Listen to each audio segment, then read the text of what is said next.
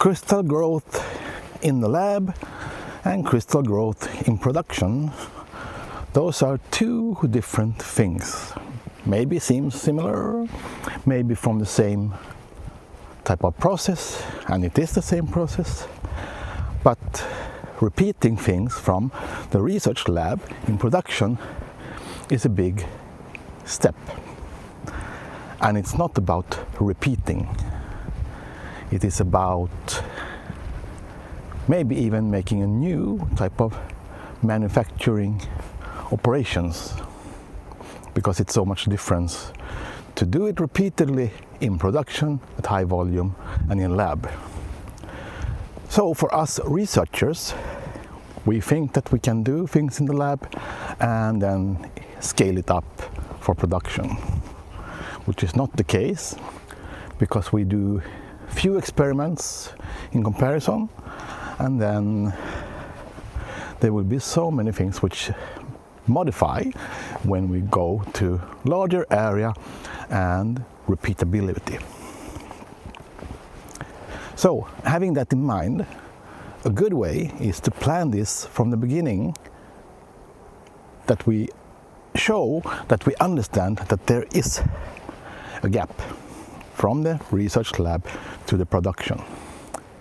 In case of silicon carbide, we have the availability of wafers, so then we can do wafer scale experiments. We may cut the wafers to smaller pieces. If we do epitaxy, there will be more samples from the same wafer, but we don't do one experiment on a small piece and then next experiment on a small piece. Maybe for some screening and finding first conditions of growth, that could be useful, but it should be done on wafer scale, or on a wafer scale susceptor or industrial machine. If you have a homemade machine, it's difficult to repeat that with another machine. Those are interesting aspects to think about when we present what we will do, and when we try to motivate that these research findings have a realistic way to come to exploitation. Otherwise, nobody will actually believe in that.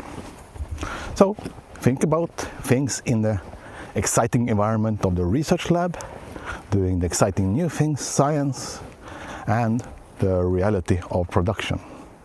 That's a part of our daily life when we try to take things from research towards business by impact and exploitation.